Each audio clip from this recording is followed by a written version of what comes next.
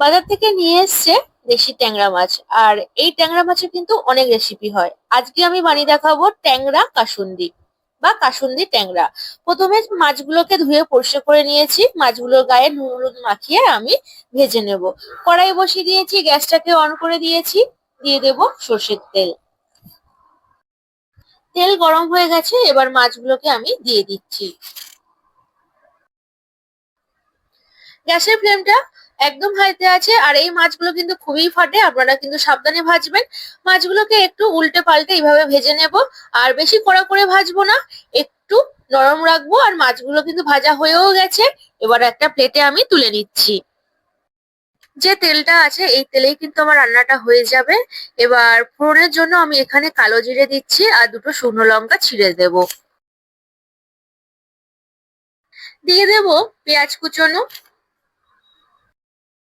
পেঁয়াজের সাথেই টমেটো কুচোনো দিয়ে দিচ্ছি। পেঁয়াজ আর টমেটো ভালো করে ভেজে নিতে হবে।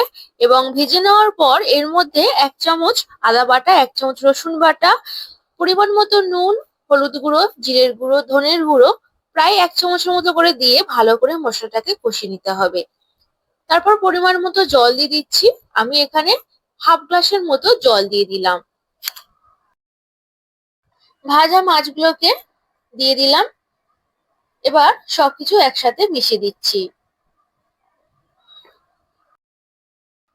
ঝোলটা ফুটে উঠেছে, এর মধ্যে আমি 2 চামচের মতো কাসুন্দি দিয়ে দিচ্ছি। আর এই কাসুন্দি কিন্তু আমার নিজের হাতে বানানো কাসুন্দি।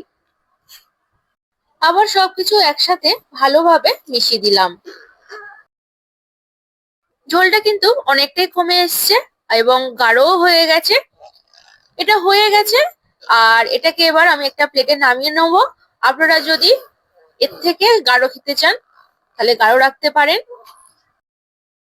গরম ভাতের সাথে এই কাসুন্দি ট্যাংরা খেতে কিন্তু দারুণ লাগে। যারা ফেসবুক থেকে দেখছেন অবশ্যই পেজটিকে ফলো করে দেবেন। আর যারা ইউটিউব থেকে দেখছেন অবশ্যই আমার চ্যানেলটিকে সাবস্ক্রাইব করে দেবেন। আর রেসিপিটি কেমন হয়েছে অবশ্যই কিন্তু আমাকে কমেন্ট করতে একদমই ভুলবেন না। এরকম রেসিপিটি পেতে হলে অবশ্যই আমাকে কিন্তু জানাবেন।